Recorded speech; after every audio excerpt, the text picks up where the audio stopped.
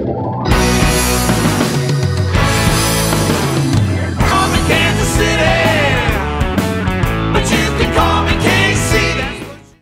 Hello everybody and welcome to another episode of Alegria in Kansas City. I'm your host Fabian Shepard, and on today's show we have with us the Kansas Poet Laureate, Oscar Medina.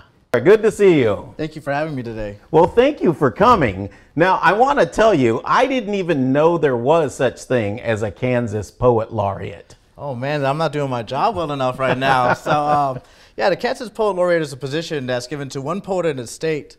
And I'm the 7th Poet Laureate, I believe. And the Poet Laureate before me was Kevin Rabis, and he was a professor at Emporia State. That's how I heard about the programming of the Poet Laureate. So I get to travel the state, share poetry, how to use it in your day-to-day lives, and share poetry from other poets as well from Kansas, and show people that Kansas has a vibrant poetic community. That's fantastic because, you know, when you've been to the East and West Coast, I think you've lived on one of the coasts. Yes. And people don't think of Kansas as a place that's very hip. You know, they think of us as flyover, a cow town. And we are a bit of a cow town in this Kansas City market, but we're also a metropolitan area. I believe we're the 18th largest metropolitan area in the United States. So tell me what your experience is when you're not in Kansas talking about your duties as the Poet Laureate. You know, the first question is, why did you move to Kansas? You know, I'm originally from San Antonio. That's where I went to high school at, and then I moved to Kansas. And I get asked, you know, what's going on in Kansas? What are you doing in Kansas? And my family's here. You know, I'm first generation. So you tend to stay near your family, whoever's living in the States. You know, my mother's from Panama, my father's from Puerto Rico, and I'm the first born in the United States. I was born in Texas. So I spent some time in Texas, father in the military, moved around. When I told people I was moving to Kansas, they're like, why? I was like, well, my mother's here. That's why I'm moving up here. I want to spend some time with my family because I was away from them for quite a while when I was in high school. Why move to Kansas? Because it's a great place? Because it's not Chicago? Yeah. So I want to ask you this because we first met at the Capitol. I was receiving an award and you did a recitation there. What was the process of you becoming the Poet Laureate?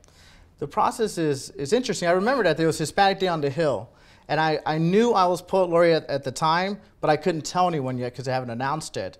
And it was through Humanities Kansas. And the application process is you send in about 10 poems. And it's about a 25-page application process.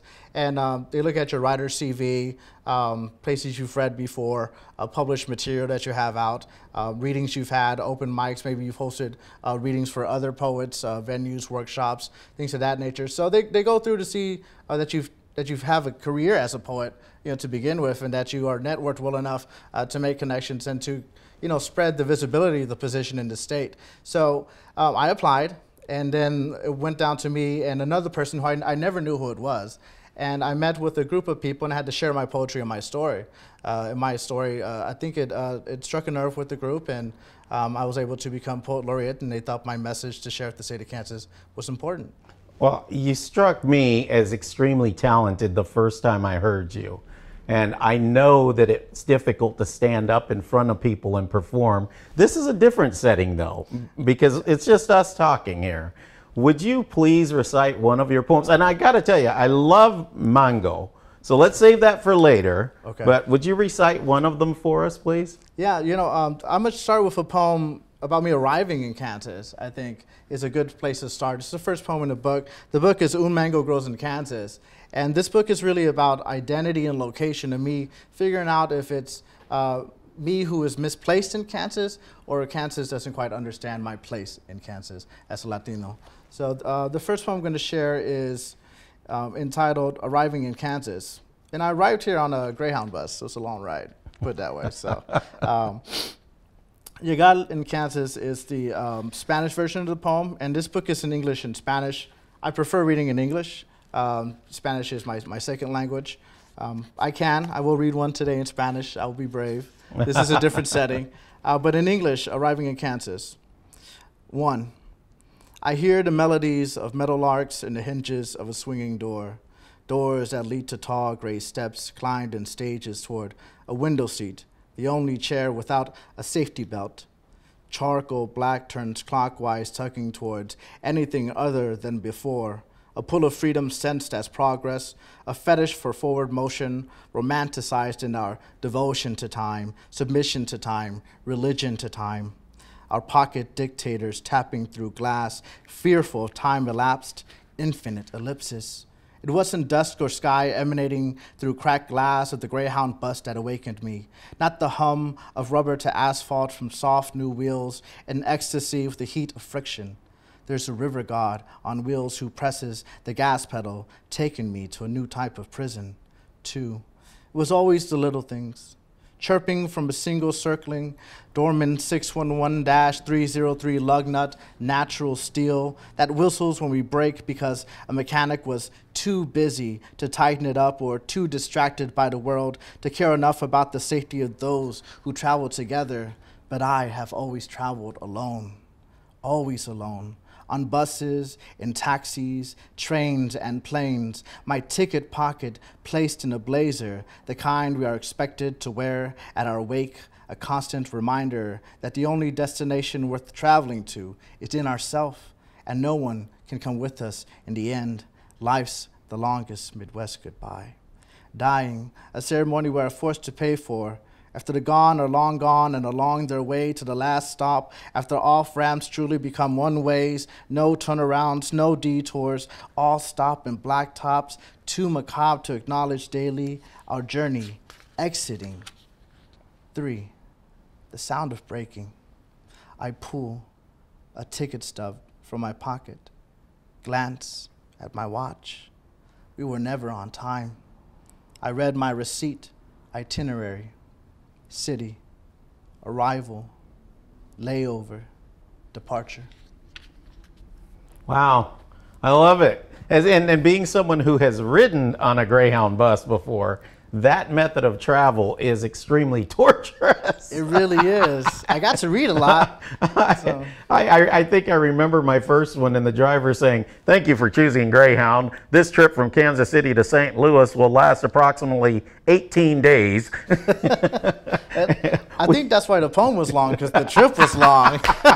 I love it. I love it. So now you have this position as the poet laureate. And it seems like a pretty good position to have. You get to travel the state, do your thing. You get invited probably to some pretty prestigious events, don't you? Correct. Give me an example of one or two of those. I believe all events are prestigious when it comes to poetry. I believe every setting where art is shared and emotions are shared openly and a safe space is created is a space to pay attention to observe with respect and to treat with dignity. As long as you approach it with sincerity and honesty, any event becomes an event with integrity as an artist. So I will say that I prefer open mics at the end of the day, but you know, I've had opportunities to read at universities. I think that's the big step for me, someone who doesn't have a college degree, to be able to go in and share poetry and what poetry means to me, and that I come from a non-academic setting, and to talk to people and tell them that poetry is not just something that you can learn in class. It's something that you can apply to your day-to-day lives, a lens to see the world in a different way, to observe and explore. So my favorite places to go, which I consider prestigious, are the open mics where I meet new poets, but also the universities where I can show individuals a different way to use poetry. Oh, I love it. Do those people that you meet at those open mics, do they ask you for advice, counsel? I do. I get that sometimes. I mostly listen. I think sometimes individuals just want to share their work. They search for validation sometimes. Sometimes they want you to edit their work. It's something that I don't do often for individuals because I'm working on my craft, but I also spend a lot of time reviewing the works of other poets. I spend time writing about new books coming out from other poets in the state of Kansas. So I don't spend that much time kind of counseling individuals. I do occasionally edit a book for someone early in the process. I do a lot of line editing, but there's someone way more versed at grammar work than I am that can assist them with that process. Sure, sure. And you mentioned the universities. I actually heard you at one of the universities, and you were extremely well received. I know the students loved it, and there were some faculty members also. How often do you do those? I do them at least twice a month, probably more before the pandemic. before things were shut down, I switched to a virtual setting. So now all my performances are online. I rarely have a live performance where I can go into a classroom and speak with students and have that intimate dialogue that you usually get when you go to a school. I do miss that, but I was doing that regularly. There were months where I would have 6 or 7 events and readings that I would go to, but I also made time for the open mics to make sure that I still went to open mics in the towns that I was visiting in cities, because it validates their poetry community. Hey, oh, you guys are gonna have a reading? Where? At this bookstore or coffee shop? I'm in the area, let me stop by. I wanna be a part of that. Yeah, and it actually elevates, I would think, it elevates the status of that open mic night. I mean, hey, the poet laureate showed up, Yeah. That's kind of a cool thing. I know when I was performing stand-up comedy professionally, you could have some big star comedian drop in, and all of a sudden it was a bonus, Our ticket should have been more expensive. So when we met, I know that I was under the impression that that was your full-time gig, but it's not. You have another day job. What is your day job? My day job, I do maintenance. I'm a maintenance man. I've been doing maintenance work, contractor work most of my life. It's, poetry does pay to an extent, but it's very important that I have a steady stream of income as a poet. Having money come in consistently as a poet is difficult. I think it's always been difficult, always will be. I joke with my partner sometimes, it's like, you choose to be with a poet, but my son doesn't choose, and I have a responsibility to ensure that there's some financial stability in his life. So I'm always gonna have a day job, and I won't step away from that until things get really, really good for me as a poet in the future. So. Well, and hopefully that happens soon. Hopefully that you just break out gangbusters. And, that'd be great. And you're seen and heard everywhere. So one of the other things I wanted to ask you is, have you been writing your whole life? Did you start this as a young person? I did. I started writing at a very young age. I'm an introverted individual, moving around a lot. I learned to make friends quickly, but I also learned how to let friends not get close enough and be able to say goodbye easily. So most of the times when I had something that was very important to say, I had to have that conversation with myself first and ensure that it was okay to have that conversation with someone else. It's very important to me to be understood when I speak, and typically poetry allows you to communicate in a way that is attached to emotion first, so you're felt before you're understood, and that sincerity allows for a safer conversation with people that you don't really know that well. Sure. Did you spend a lot of time in the library? I did. Even when I first moved here. When I first moved to Kansas, it was Holton, Kansas, before I went to Topeka, Kansas. And so I've lived between the two places. And I've been here half my life at this point. I moved up here in 2001.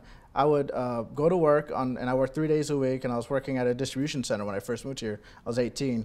And the other days, I didn't have a car at the time. I would walk Cobblestone Road to the library in Holton, and I'd go in there and I'd order books that they didn't have to read poetry, and I'd sit in there, and I had access to the internet in the library at that point in time. And when you're moving to a new place and your family's like first generation in this country, it's very difficult to find financial stability. So we had to spend most of our time working. So multiple jobs has always been part of that process. But when I wasn't working, I was at the library, or I was at home reading the book that I ordered from the library. Oh, I love it. So both of us have mothers who are from Panama. Yes. And that was the first thing I noticed when that was mentioned in your introduction. Is that important to you, that people know that your origins? I think it's very important that people know my origins. I think it's important because they need to know, or they can choose to know, that individuals like me exist in Kansas. That sometimes there's this misconception that we're all from the same place, we'll have the same experience, but we're not this monolithic group of people. We had different experiences. We all come from different places. My mother's Panamanian. My sister was born my mother was born in the Chiriquí province in a town called Volcán, and that's the Tierra Alta area. And my father's from Yabacoa. He's first in his family to come to the States as well. And we've worked really hard to be here and to be part of the community, but also to benefit the community. And we can do that through art, not just labor. Wow, that's inspirational. I love the way you say that. Let's have another poem, please. Do you mind? Oh, yes. And then if you'll read one more after that, I want you to finish with mango. I wanted to try to get 4 in, but I think we have time for 3. If you could give us one, and then we'll go out with mango. All right, I'll do that. It was that long bus ride in the beginning. That's what, That was great, though. that's what did that. I'm going to read a short one here in Spanish. I'm going to give it a shot here. 2 of my friends got married, and it just meant a lot to me. Compromiso. Ese día, nuestras palmas izquierda y derecha formaron un campanario. Nació nuestra religión y Dios miraba mientras una congregación de 2 recitaba un salmo jamás leído antes. Close. Messed up a word there, but That's okay. the meaning, the meaning is there. And I'll go ahead and read it in English. Commitment. On that day, our left and right palm steepled. Our religion was born, and God watched as a congregation of 2 spoke in the Psalms never read before. Un Mango Grows in Kansas is the titular poem to the book, and I'll end with that today, if that's all right. Sure. And do you mind telling, before you read, how you came with that title? You know, because I speak Spanglish. Oh, guys. It's really that. Gosh. It's really that simple. You know, I think it was important to have both languages in this book. I think it was important that when you come to this country and you assimilate, that it's okay that people know that you don't speak Spanish well. You know, I'm that in-between generation. I'm not Hispanic or Latino enough, but I'm also not American enough. And I exist in that in-between space. So having this book written in English and Spanish and having the title in English and Spanish is showing that I'm in this in-between space. I'm trying to figure out, you know, where I fit. So, Un Mango Grows in Kansas. You have found me, hidden in a wheat field, within a husk of corn, growing for you. I am ready. Pick me. Hold me in your hands. Remove my skin. Peel away my color. Find that I am tender, soft, and sweet. Eat of me until there is nothing and your mouths are empty and your bellies filled. What is left will live as seed to grow again, brighter, hardened, and less bitter. Wow. You know, I can tell you in Panama, where I spent my early formative years, mangoes grow everywhere. And you could be standing on a city street at a bus stop and pick a mango off of a tree, you know, and have that as a snack. Or my way, because I was a child, I'd pick up a mango that had fallen and knock down a good one, you know, and then have that. And I love that when I connect with that. Is there one thing, and you've said a lot of things that are quite inspirational, and I want to thank you for that. Is there one thing that you could share with our audience that you might want to say to the audience, the people viewing this, to sort of let them know where you come from, but in the same way, give them a little bit of a glimmer of what you clung to as you began your rise with your poetry?